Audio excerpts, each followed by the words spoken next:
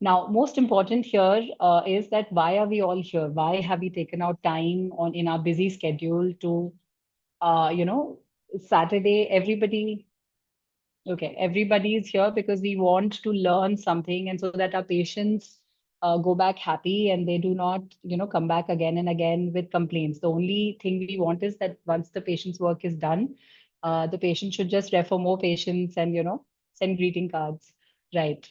So denture patients, the problem which people, there are a lot of, issues when we deliver the dentures, because denture making is not just one step. It's a lot of steps which are combined together. And I'm really sorry if my throat is a little off today, but I'll do my best that, you can go back to your practices soon and apply and implement whatever I'm going to talk about today. All right. So the issues we face is that once the dentures are delivered, it is very common for denture patients to keep coming back to us. Like every time dentures delivered, they say something is hurting or the denture is lifting. There are a lot of issues or there's speech problems, and the patient keeps coming back again and again and again. So that is why we are here, that we can minimize or almost reduce the problems to zero. If not zero, then really, really less, so that just with few appointments we can satisfy our patients. All right. So no patient comes and tells us that, we want CAD/CAM dentures or we want digital dentures. I know newer things have come. I have dabbled in those, but what does the patient really need? Like, what is it that the patient will, come and ask you for? So most of the patients will just ask two things. One is function, and the second is aesthetics. They want to look nice and they want to be able to chew. Every patient usually needs these two things. That's all. यही दो चीजें चाहिए होती हैं. Right now, how we achieve that result is on us. All right. So there are three. We can kind of divide the post-insertion problems into three parts. One is that there's immediate problems, that we've delivered the denture and immediately the patient tells you that, oh, it's hurting me, or whatever the patient is feeling, like how it's looking. Second is delayed problems. Delayed is that you call the patient after 24 to 48 hours. We tell the patient that, okay, try out the denture and let us know if you have any problems. And then the patient comes back and tells us the problem. And the third is delayed. That is, we've given the denture, patient is happy, they go back, and after a couple of months they come back and they say that, oh, this has happened. For example, maybe a fractured denture, or they say that, okay, it was fine when you delivered, but now it's become loose in just a couple of months. So all these things come under the delayed classification. All right. Now, most common complaint is pain, because pain due to any reason, like there can be ulceration, there can be movement, there can be scraping, because of which it can happen that the denture moved or something, the food went inside the denture. So pain is one of the most common problems. Second is loose denture, especially the mandibular. Very common for the patient to come and say that, when I talk, it moves, or when I'm trying to chew, I can't chew with it because it comes out. So loose dentures and inability to chew kind of go hand in hand. So these two problems kind of happen together. Then there is tongue or cheek bite. So I'm going to talk about each of these as I continue with this discussion. I'm just listing out the common ones here because we have very limited time today and I have so much to say, right? 10 years is a long time to, find out, have a lot of failures and then learn from your mistakes, right? So this tongue or cheek bite, there's speech issues. Usually the S's are an issue. Food sticking to the dentures, going inside the dentures, sticking to the polished surface, occlusal discrepancy, that we've given the dentures and the dentures, suddenly there's no, occlusion. We feel that, okay, it's not, properly sitting.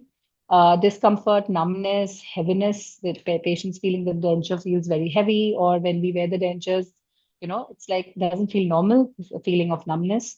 And very, very common is also gag reflex, that give the denture and the patient just can't wear the denture. So it's all, in vain.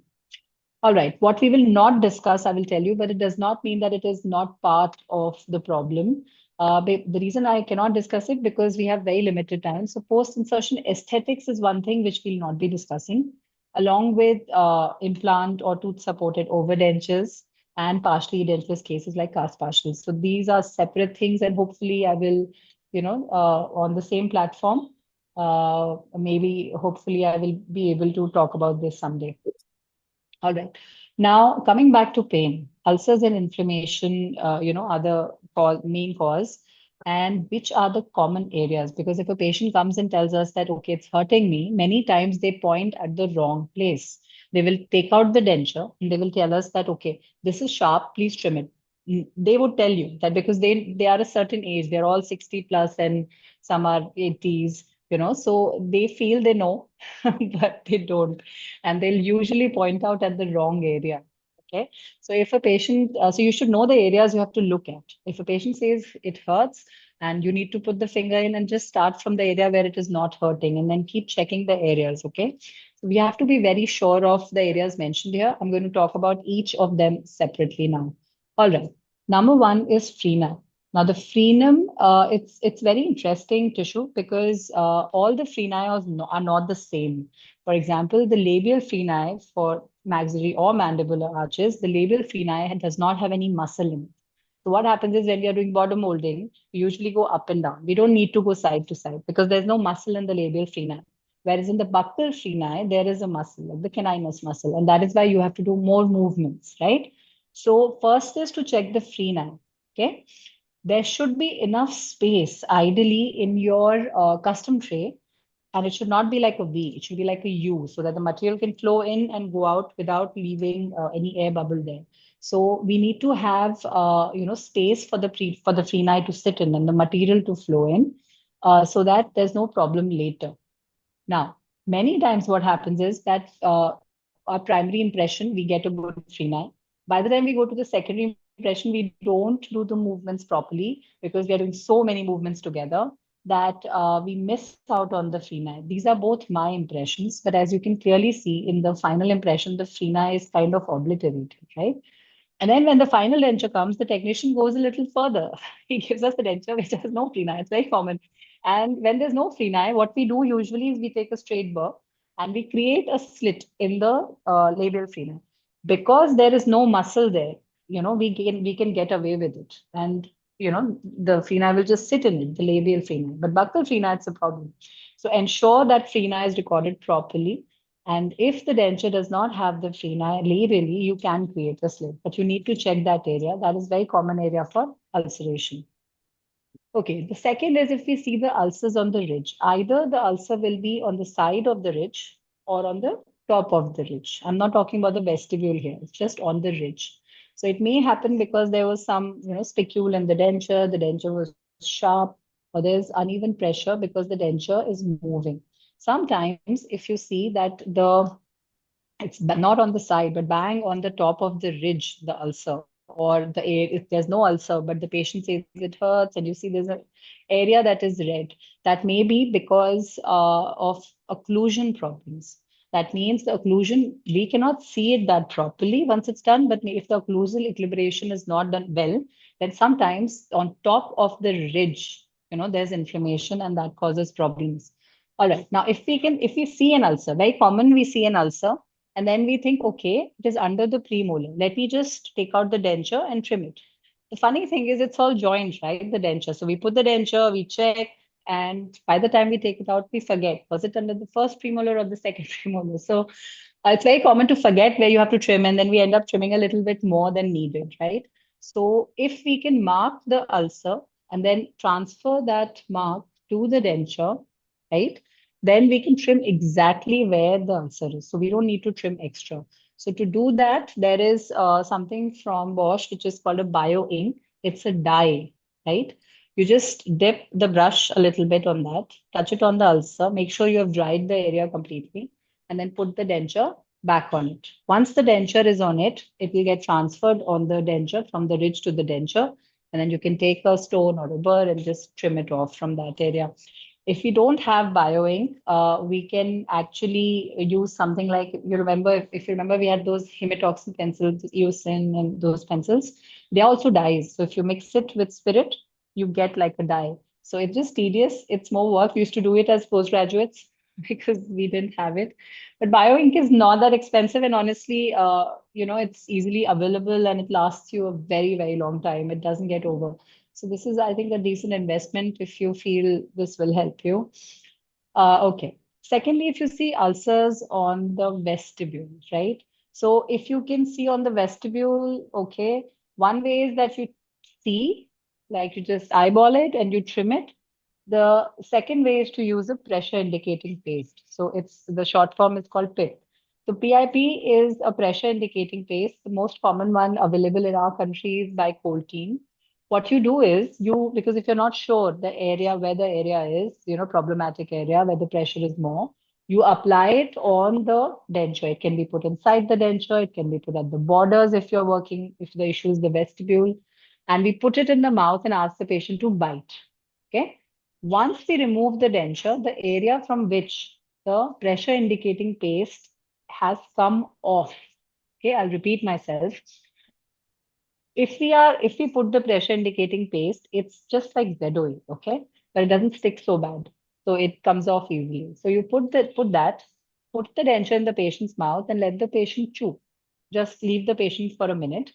When you take out the denture, the area where the pressure is more or where there is ulceration, the pressure indicating paste would have been wiped off because of the pressure. Okay. So the area from which it is the denture is visible, that is where you have to trim. I'm going to show you some photos later of the same. Yeah. So if you see something like this, you can put it inside, you can put it on the borders if that is the area of problematic.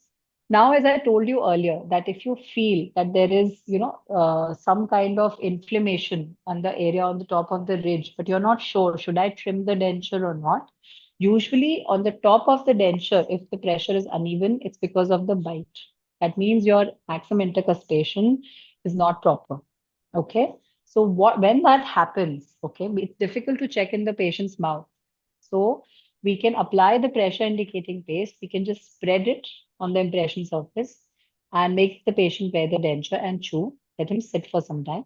Once we remove it, if the occlusion is the issue, okay, we can just adjust the occlusion by using any kind of whatever you want to use, right? You get those marks and you correct the occlusion. Once the occlusion is corrected and you place the something like this that has come, once the occlusion is corrected, you can check it. You replace the pressure indicating paste, and in most of the cases, we'll feel that the problem is gone away. If it still remains, then this area which we have, we can just take a burr and trim it. But the first thing which should come to your mind when you get something like this or there's inflammation in the top of the ridge, it's usually the occlusion. Okay. But many times we don't realize it and we keep trimming the denture and the denture becomes loose. The first thing, check the occlusion. Second, after that, if that doesn't work, then only trim the denture from the inside. Okay. Now, pain. Most common complaint when people we give dentures, and if we've done a lot of dentures, then usually we realize that the problem is in the mandibular denture. Now, it's very common for a patient to come back and say that, doctor, I tried wearing the dentures and it is hurting. And you ask them where it is hurting. Most commonly, they say inside. Now, what is inside? They will usually point at the alveolingual sulcus, or they will take out the denture and show you that, okay, this is sharp. Okay. So the lingual flange is where usually the alveolingual sulcus is the area where the patient will complain of pain. So why does that happen? Now, when we have a mandibular ridge similar to this, when there's a resorb ridge or there's a shallow, lingual vestibule, what are our thoughts? That, okay, will we be able to manage, not manage? So for that, we need to understand a little bit of the anatomy of this area, that why does it hurt here? Okay. Before I tell you about that, this is the same case which I'm showing you here. Now, if I get a case like this, I will check a lot of things, right? But I have most commonly seen colleagues saying that, oh, the tissue is not too good, and it looks like that the denture will not have retention. So in such cases, I will show you the same case. There's a video of the same. I want you to have a look, and then I'll explain a little bit about how we are getting retention and what we can do. I hope you can see it without any lag. All right. So this is the same case I showed you. I'm going to show you again in the patient's mouth also in the video. So you see the case in this, yeah. See how the tissue is. So our first thought is that, oh, we will not get retention here. We're going to have problem because the ridge is not too great. But what we are missing out is that we need to understand that retention is not directly proportional to the height of the ridge. Okay, that's a misnomer. That is not true.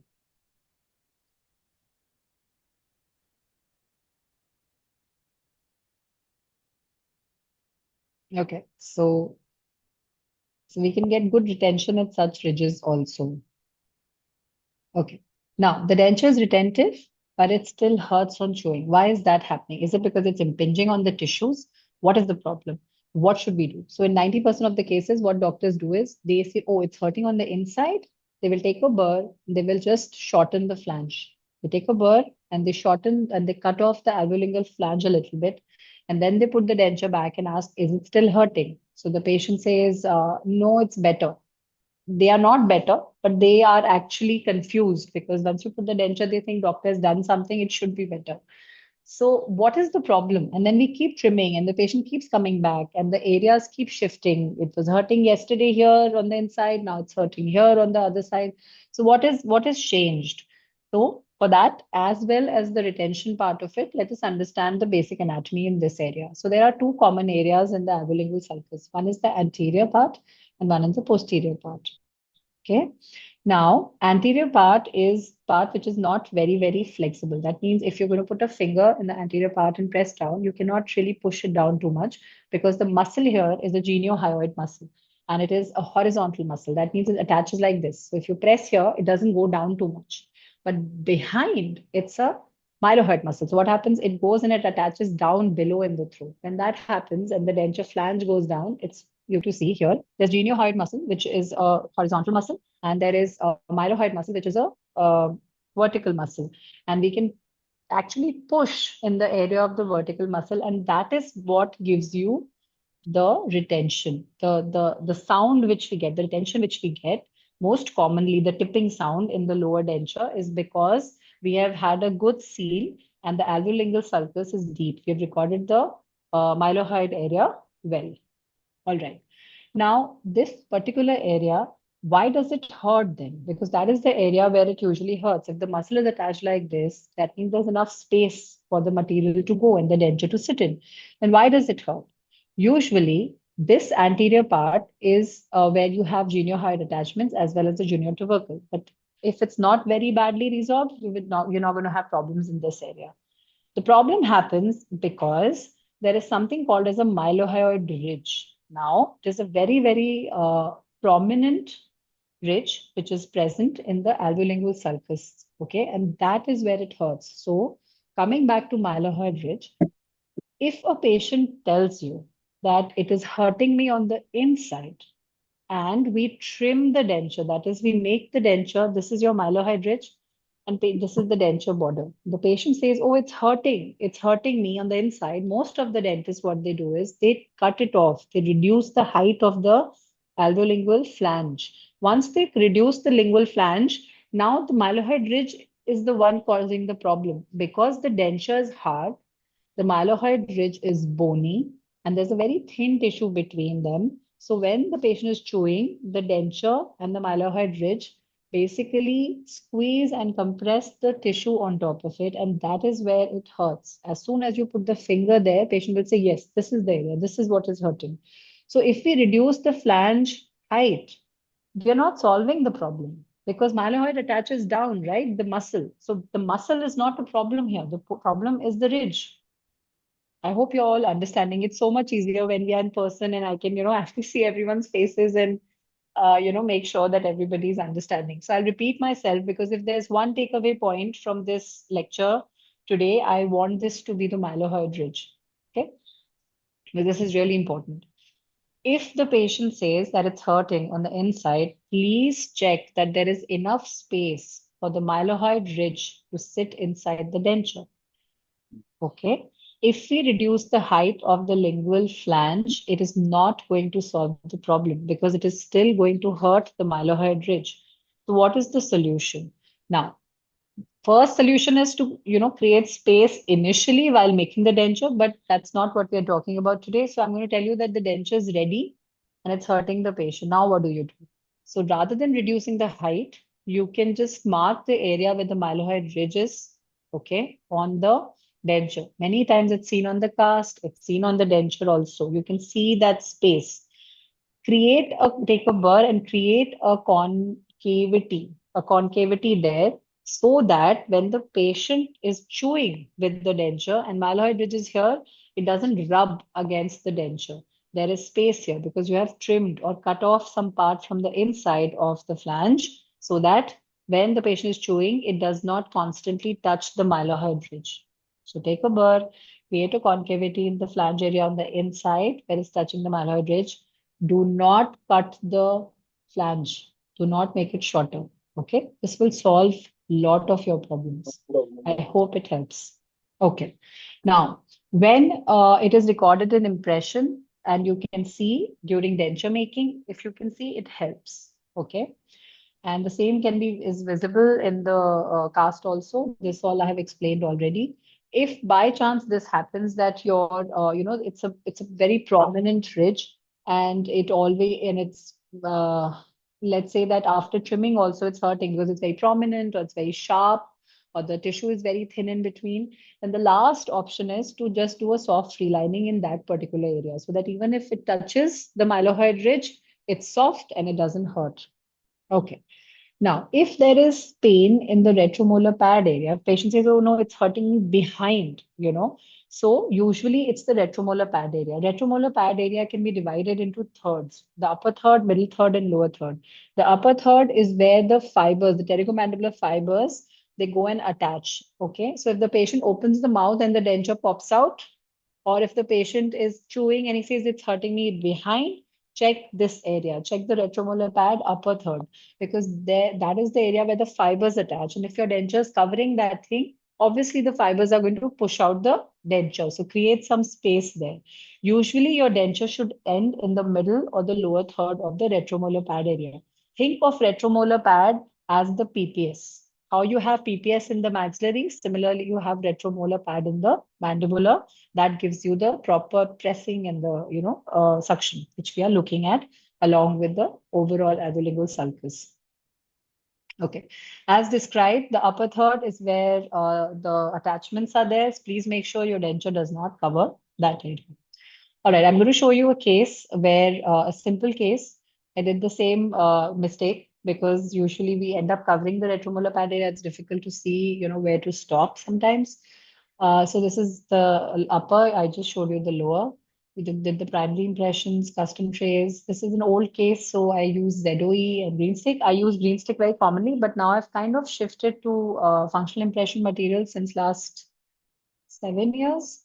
And ZOE, I definitely have not used for a very long time. I have because ZOE is not a bad material. The only reason I don't use it because it's a very tedious material. It sticks, it hurts the patient, the eugenol burns.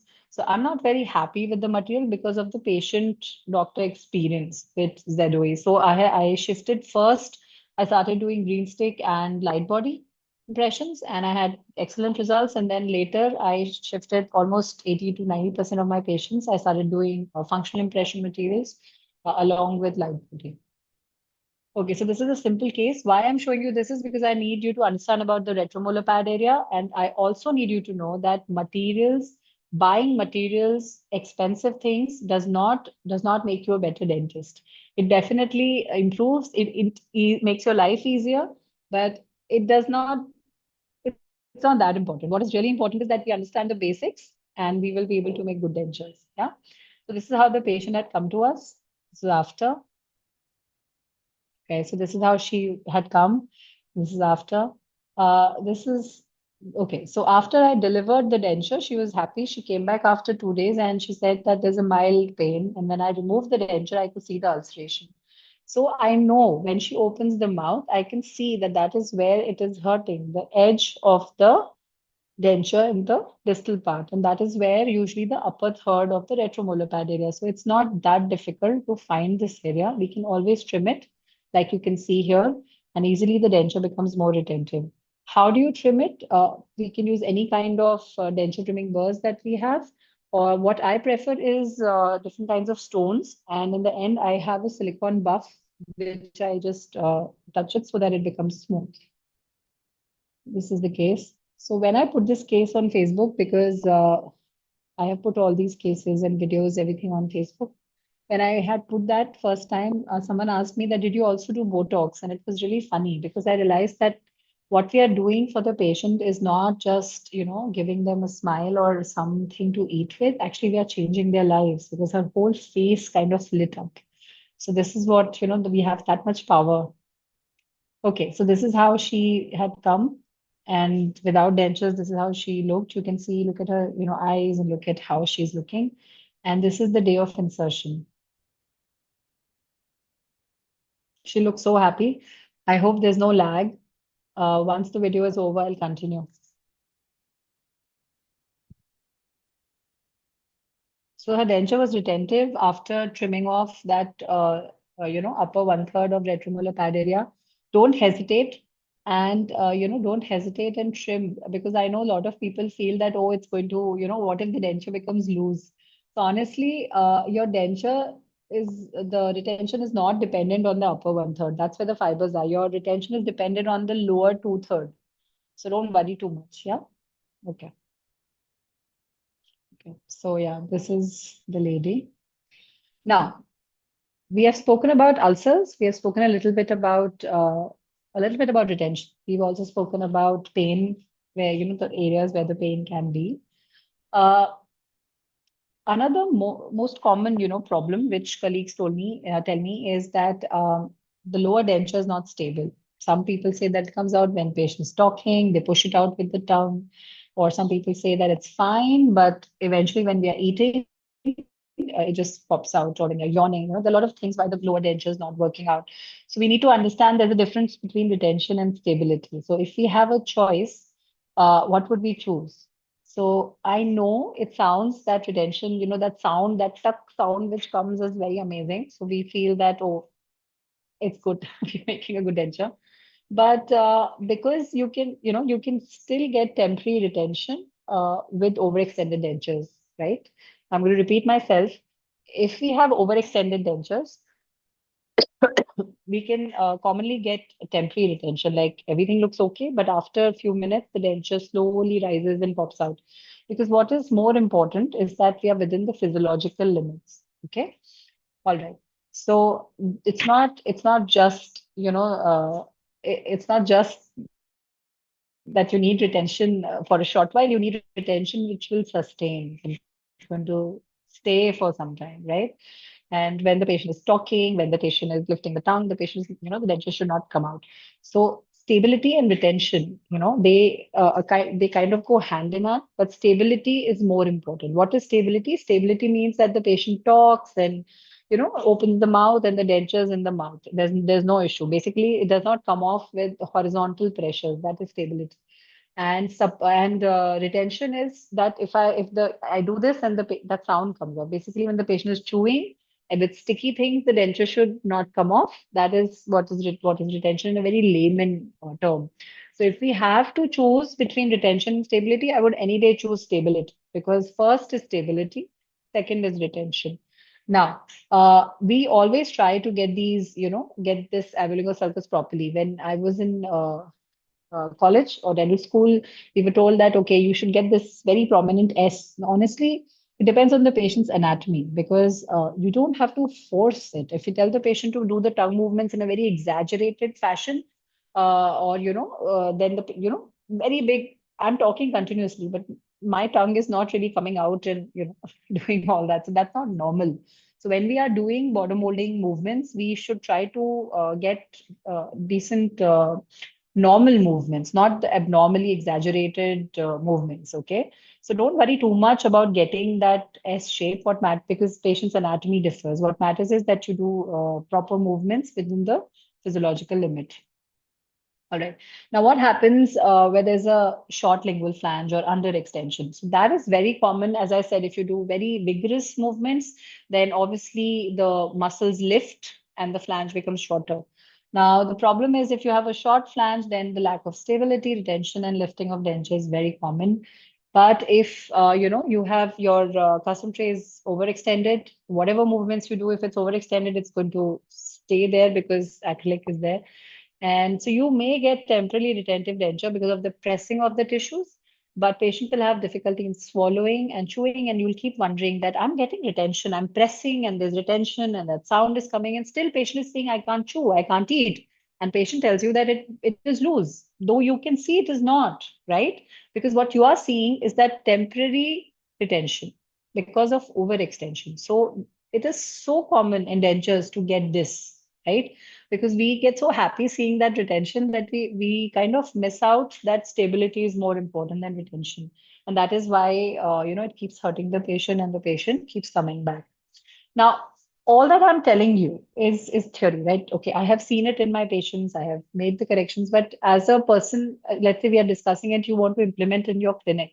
And you'll be like, okay, doctor, how do I check that? Is there a problem do I have overextension, or is there a problem in my alveolingual sulcus area, the lingual flange of the denture, or is there a problem in the borders or the labial flange, or how do we know that? So I've kind of divided the retention check into two areas. We have the border retention and we have a tipping retention.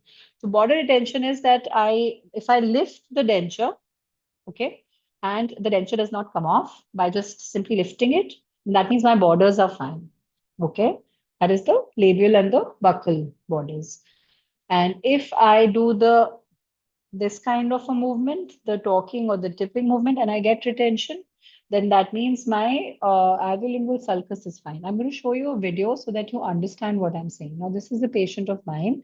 For this is Ray, and I have done the bottom molding only of the alveolingual sulcus for you to see. So I'm going to show you the video now for the tipping retention.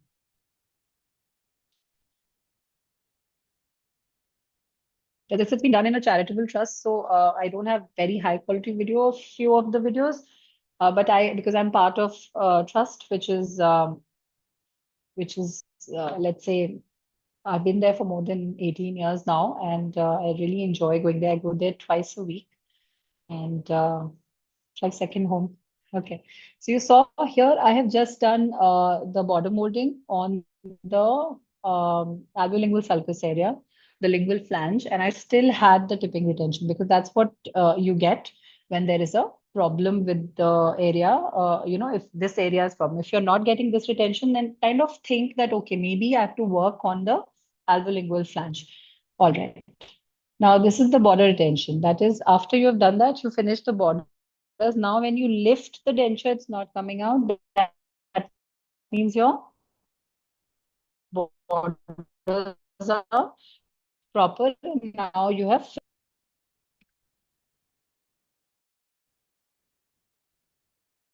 Okay. All right. Now, I've already spoken about at a time today, but I really hope it's useful for you. I have explained just right now, explained where the mylohyoid ridge is, where the mylohyoid muscle is, where the geniohyoid muscle is, and I have discussed with you how to check the tipping retention as well as the border retention, right? Okay. Now, many times, as I said, patients say that, okay, while chewing, the denture lifts. Now, ideally, why should a denture lift if it has good suction, good stability? Still, while chewing, some patients complain. So the area you have to look at maybe the distobuccal area of the mandibular because that is where the masseteric notch is. So basically, bucks when you are chewing and the muscles are getting activated, the masseter muscle pushes through the buccinator and causes a notch, which you can see here in the distobuccal area. So if that notch has not been recorded in the mandibular denture, it's not in all the mandibular dentures. It's not very prominent in all the patients. But if this patient complains that while chewing, this is a problem, you have to look at this area also, distobuccal of the mandibular denture. Create some space in that area for the masseteric notch, and you will feel that, okay, patient is chewing a little better. So it's one area you need to look at. Okay. Now, I had asked in the beginning, and I said that I feel that stability is more important than retention, which I truly feel it is, because we can get temporary retention in some cases. So, this is a patient of mine who I have given a lower vertical dimension on purpose. Okay. I'm going to show you her video. Now you can't see her denture too much. ऐसा लग रहा है जैसे she's not really wearing anything, right? But when you can see the VD is little less. But when she smiles normally, you can see all like her upper teeth. The reason I'm showing you this is because here I have reduced the BD of the lower ridge because she does not have any ridge. So when the patient opens her mouth, when she talks, the denture does not come out because it's stable. But there is no retention. She could just push it out with her tongue, right? So when you have a choice, it's easier, it's better to choose stability than an overextended retentive denture. Yeah. All right. Now, some patients complain that the upper denture is loose. Now, this is not a very common problem because majority of the people are unhappy with the lower denture. But I have had some cases where the upper denture was also a problem. Now, imagine lower denture is already loose and the upper is also falling off. That would be a disaster, right? So upper has to really fit well.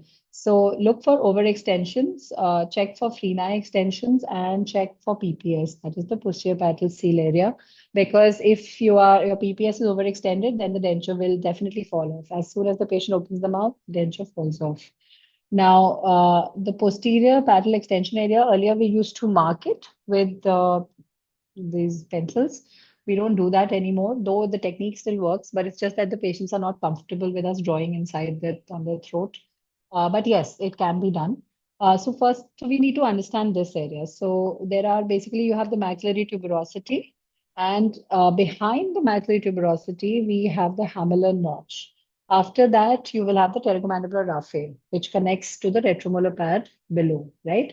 So our denture has to end in the hamelar notch. If it ends in the maxillary tuberosity, then it will fall off because you cannot really put pressure there. But it has to go and cover. The denture has to go over the maxillary tuberosity into the hamelar notch and press there. So that is where it has to end. If it is overextended here, the denture is going to fall off. Now, this is where we want to end our denture.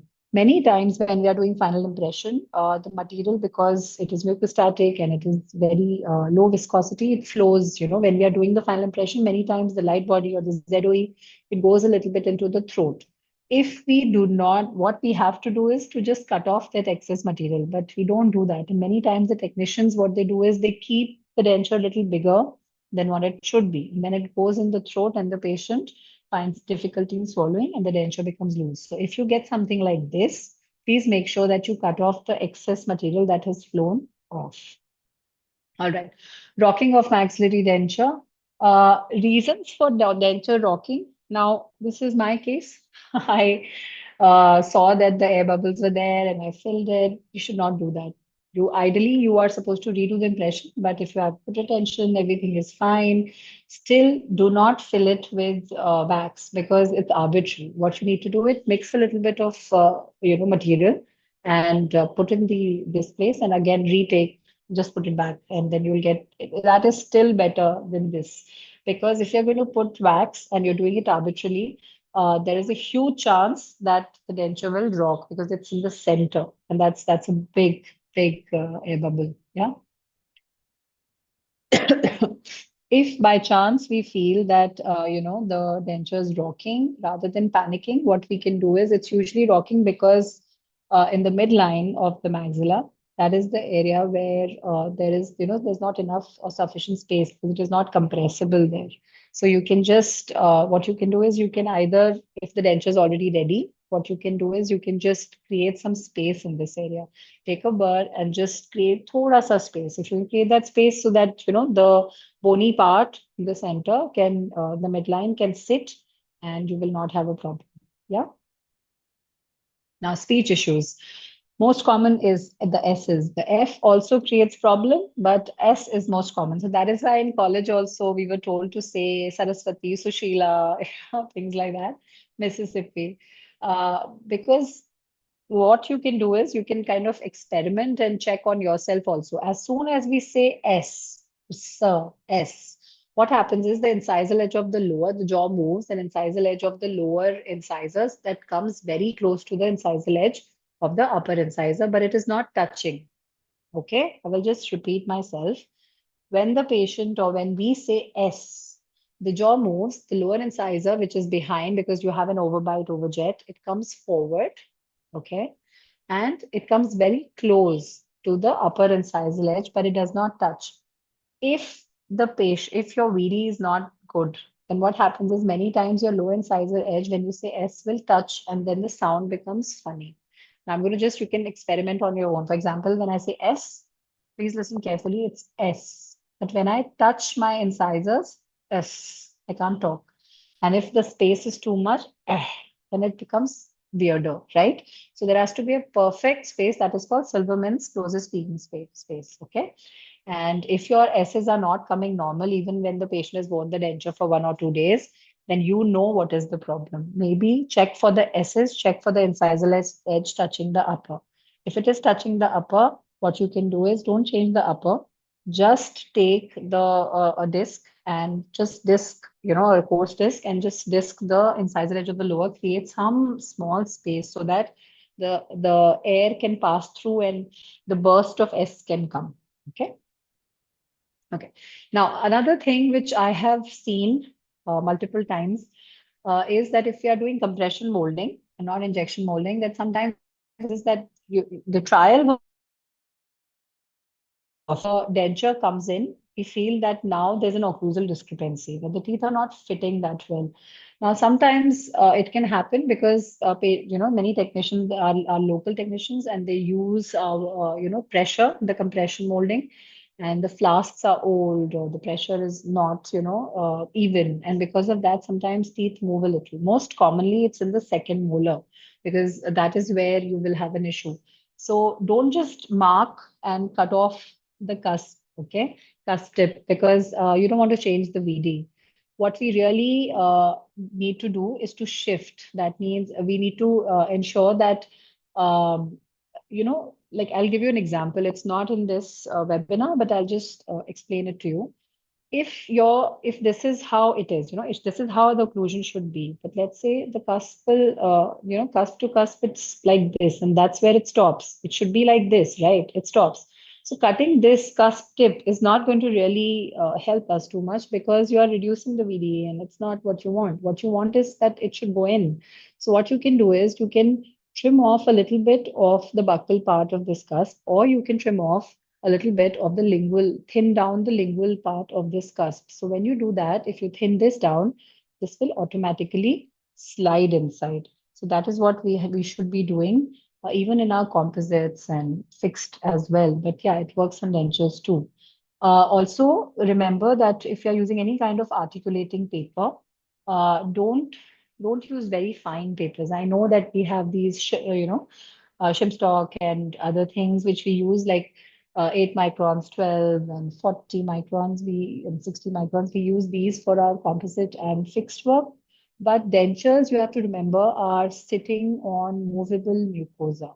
Okay. So if the dentures are sitting on a mucosa which can move, then such fine adjustments you cannot do. Then that's why you should, for dentures, ideally use 200 and 100 micron articulating papers, right? Also, when you get the marks, you will get two kinds of marks. Whatever dye you are using, blue, red, it doesn't matter. What matters is that the marks you're going to get will be two types. One will be where the whole area becomes, let's say we're using a blue dye, the whole area becomes dark blue. Okay. And the second will be that you have like a ring of blue. As you can see here, there's a ring of red, but nothing in the center. So most of the dentists, what they do is they end up trimming the fully dark red or dark blue because they think that, oh, because that's more visible. But think logically. Ideally, what should we trim? We should be trimming the area where the force was so much that even the dye couldn't stay. The force was so much that the dye got removed and only at the periphery dye is remaining. So that is the problem area. That is where you're supposed to trim. Those areas are called bullseye. Okay. And so first trim these areas, then shift to the other ones. Okay. Now, discomfort, numbness, or heaviness. Now, as I said, that if the patient is wearing a upper or a lower denture, very commonly upper, if there is no space if there's not enough space for the incisive papilla, then it can cause numbness. And if there's no space for the mental foramen in very resorbed cases, then it can cause numbness as well. Now, gag issues are two kinds. One is when you're working on the patient, when you're working. Okay. I think someone's microphone is. Can you mute yourself?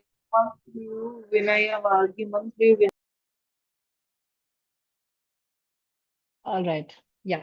So for gag issues, there are two. One is when you're making the denture, and the second is when the denture is already made. So making the denture is, I'm not going to talk much about it, but when the denture is already made and the patient says, I can't wear it, usually the tongue slips on the palate because there's rugae naturally. But when the denture goes in the mouth, the whole palate, everything looks very just a second. Yeah, everything looks very polished, and that's not natural. So the tongue keeps slipping on that. And that is why patient feels gagged. So what you can do is just take a little bit of sandpaper and roughen the anterior part a little bit. It should be polished, but I mean, it should be finished, but not polished, or it should not look like this. So just roughen the anterior part of your denture if it is already made and tell the patient to keep the tongue touching to the rough area. So what happens is it will not slip and the patient will get used to a denture and the gag will reduce. Now, resorb ridge, spicules, hard bony prominences, sensitive soft tissues, etc. You can use a chair side permanent reline. A soft reline and permanent, basically a reline means that the 1 to 2 mm of the impression surface we are removing and we are changing it. It can be a hard reline or a soft reline. If we are hard reline is usually done in the lab. A soft reline is what is done. It can be done chair side, most commonly done chair side. It is of direct indirect chair side lab.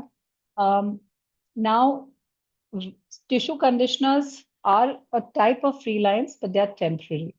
Okay, they're given when you've had done an immediate extraction, and that is when you feel that okay, the extraction has been done, and now I still need to give the denture in that area. So it conditions the tissue, it helps the tissue heal. So they are temporary. But if you're putting reliners in the patient's mouth, which you feel are going to stay for a very long time, let's say 6 months plus, then they are permanent relines. Yeah. Okay. So there are two videos which are on my YouTube channel as well. You can watch them there again if you want. I am I'm a little short on time, so I'm just going to play the one which I feel is important. Yeah.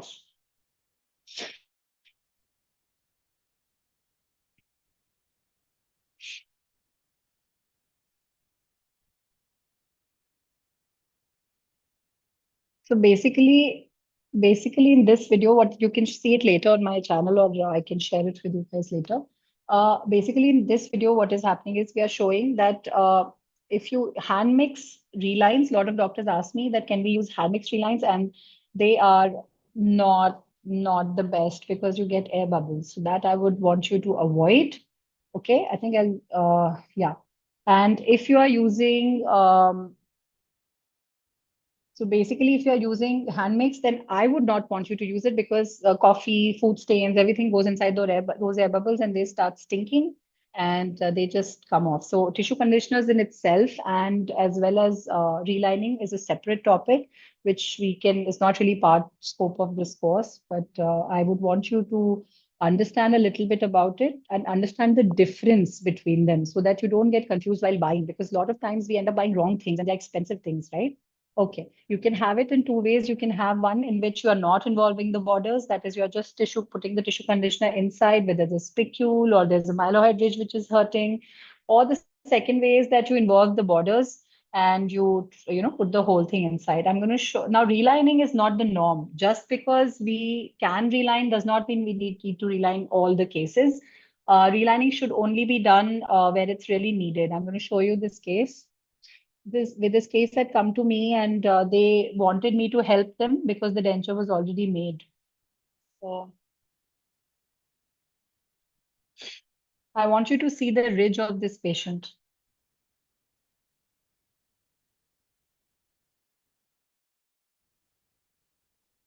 Okay, look at the ridge. Now patient is comfortable with this also, with such a ridge because of the reline. So choose your cases wisely. All right. Now I have some failure thing. I'm going to go a little fast on this and then we will finish and I'll take the questions. Yeah. So this is a case which is actually more than 9 years now. It's more than 10 years now. This is one of my initial cases which I documented, and this was she's still alive. She and she's a lovely lady. She had cancer, tracheostomy, so she couldn't speak. She started speaking with her esophagus, which was amazing, and very rarely people are able to do it. She had upper bridge, and she had come to me for a lower denture. This is what her OPG looked. I told her that we're going to, we couldn't place implants. She didn't even want to experiment with other kind of implants. She said, "Don't touch my upper, please just work on my lower." So we extracted the lower, and we did the impressions and neutral zone for her.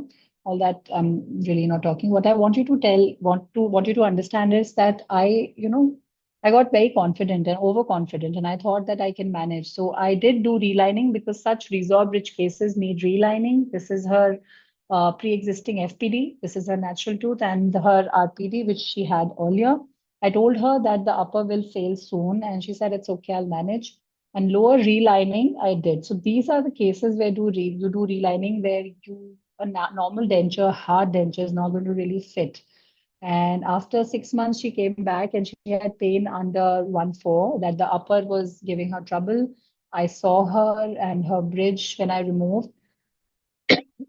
She had so much of candidiasis and a lot of issues.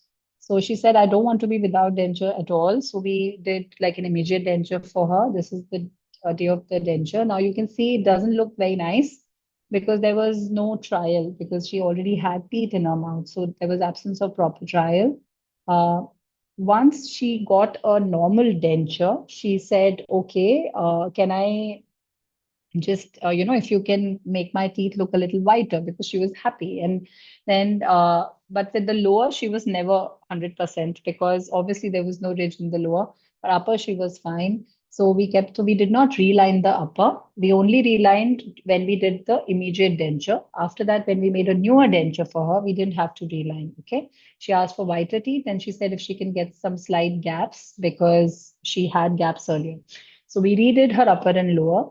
This is her lower, this is her upper.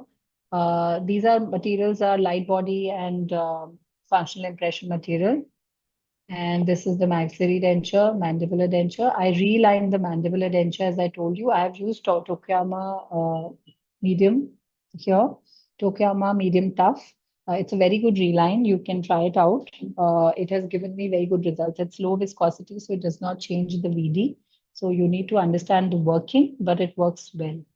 Okay, now this she wanted spaces, so we created spaces in her denture teeth and we gave her whiter teeth. Now this is her journey, and no, it's not over now. She came back in 2019 and she said that I feel my lower denture, though I every year I have changed her reline for the lower, but she said, no, there's an issue. I think my denture is gone now because she's had more resorption, as you can see from her profile. So denture doesn't fit. This is her upper, no candidiasis, everything looks okay. Lower, no ridge. Earlier it was less, but now it's almost like zero. This is her cast. This is her impression. This is her final cast. And here we kept the upper denture. Because she had problems only in the lower, so we decided to only change the lower. So we made impressions for upper. We took a bite for the lower. I've put a little bit of, you can see I've put alu wax so that the bite is proper and there's no chance of any kind of discrepancy. This is relined. The denture now has become much smaller because she's had more resorption. So 2019, this is done. Now 2024, she had a fall. After falling, you can see that she broke her denture. The denture broke and hit and went inside her upper incisor papilla, and that's why it's like a split thing here. You can see, and this is the lower ridge now. So we did the basically 1 year old denture post surgery. This is what I'm showing. We have relined the lower. She was fine. After 1 year, when she came, she said, okay, that is like in 2025. She was like, okay, everything is fine. but I don't think I look nice. So I was like, what do you want me to do? Because it's so difficult to make dentures for her, and we've made so many already.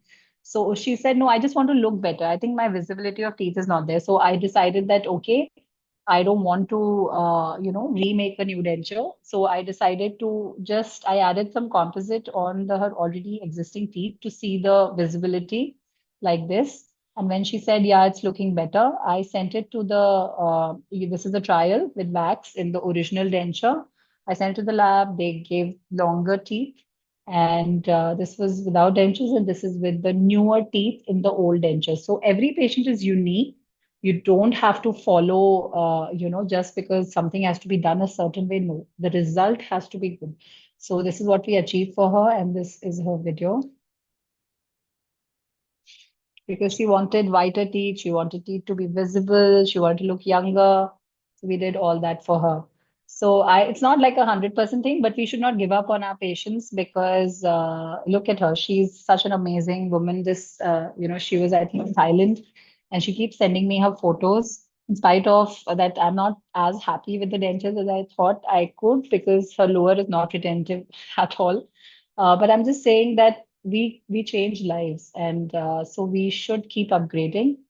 That's the best I think we can do. You can connect with me on Facebook or Instagram, and this is the channel, my YouTube channel. You can go there and you can watch all the videos on relining because because of the lack of time, I have not shown you the relining videos. You can check those. And I think we're done. Before I actually take the questions, I just want to mention that we're celebrating 10 years of teaching complete dentures. I have a workshop on the 13th of April. It's a one-day complete denture workshop where we will be doing patient hands-on, etc. So this is just the what I'll be talking about, and we are going to understand relining properly. We're going to also have special attention to resorb ridge cases so that we don't have any issues in how to tackle them. For the clinical part, I'm going to show, we have already selected patients and we'll be showing tray selection, primary impression, border molding and final impression with functional impression material and jaw relation and how to do permanent relining on patients. All these demos are on patient. And for the hands-on, we have border molding and final impression using functional impression material and light body on patients. Each participant will get to do that.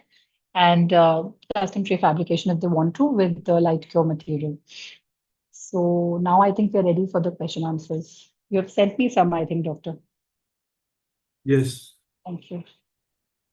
This is like a marathon talking. I was like so much I want to Even tell. after you feeling well, absolutely great. Hats off to you. Thank you. It was absolute I to listen to you and continuously without a break. Great. And presentation was no doubt. I already knew that it is going to be fantastic because I know you, and we have done it thank before you. so many times. People also must be knowing now you. So anyway, this is time for the interesting part.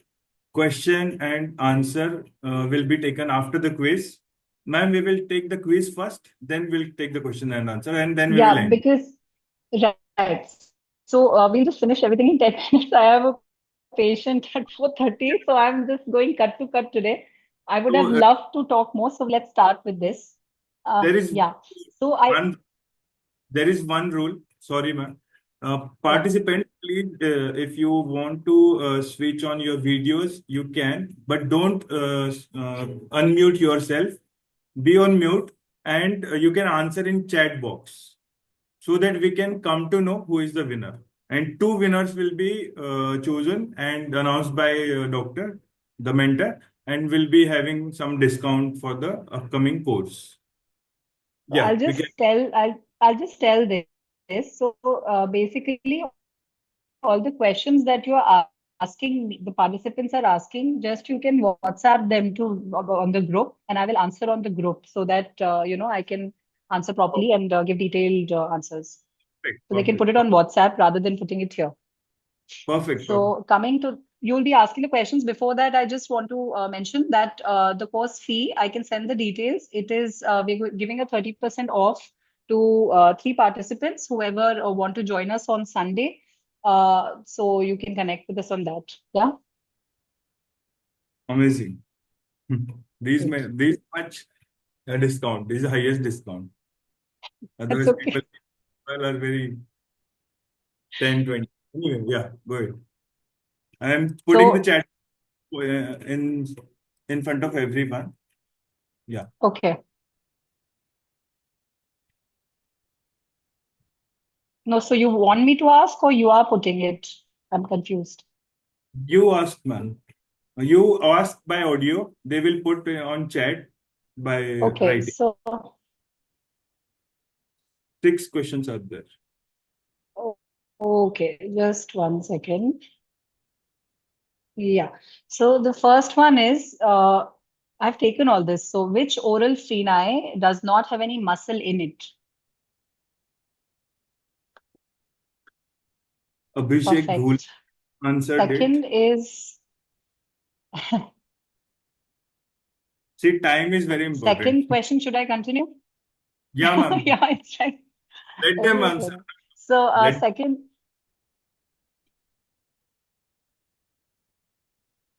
I okay. mean to So the let them first one who's answering, to go ahead with the second.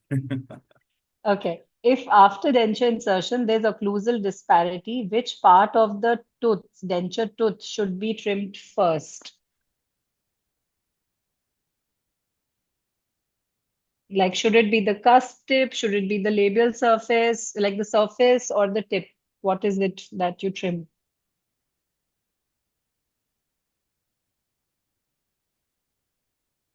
Okay. So, Ask one. yeah. Give some hints. Yeah, they've answered. It's fine. Basically, surfaces. So if you say labial, buccal, whatever, tip should not be touched. Abhishek has answered. Third question. Yeah. Okay. What is the most common cause of ulceration at the top of the ridge?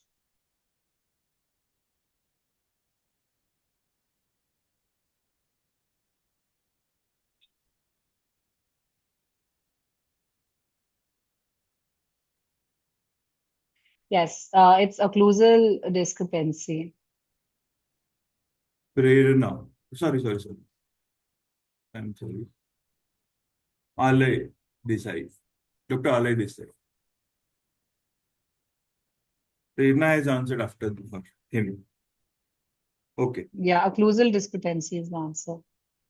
Okay, fine. Question 4 is what is the difference between a tissue conditioner and a permanent soft liner?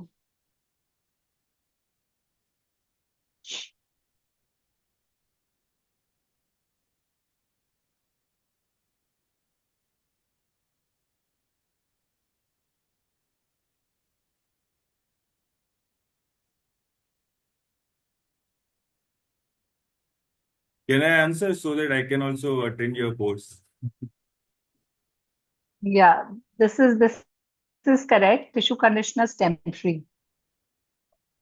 That is the main difference, that tissue conditioners cannot be used for longer duration. It's Dr. Reena. I can't hear you. Yeah, It's Dr. Reena. right. Yeah. The last question now. Name 2 materials used to pinpoint the location of the ulcers on the denture's intaglio or impression surface. 2 dental materials.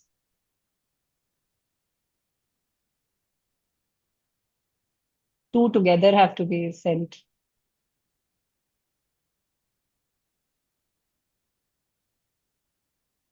Yeah, it's the Okay. pressure indicating paste and it's the bio ink. That is the dye. Alay Desai. One thing we can do, I will send the chat history in the permanent group made by us for Dr. Mm. Shivangi app. That group is permanent. There will be no promotion other than Dr. Shivangi ma'am's courses. There will be no promotion of other courses. That will be for question and answer and online support in future for 6 months minimum. Then if a first winner is not applying for the course. Second winner will get the 30% off. That is fine, ma'am. Okay. Yeah, that is fine. It's okay. I But the will only ask. thing is, whoever is deciding to join in, just let us know a little early because Yeah, the reason I said 3 seats is because 3 seats only we have. So yeah, just let fine. us know a little early. Next question you want to Okay. take or I will be answering the question answers. I'm giving everybody today to write in the next few, hours. And then within next 24 hours, I'll reply to everything and then, we'll be done with the answers. okay. Thank you so much. It was wonderful presentation. And if anyone wants to give your reviews, I'm sorry we are short of time. You can put it in the group. Ma'am will That's all read. right. It Thank will you reach. so much for joining in. Yeah, everything will reach to ma'am. Also, Everything you all.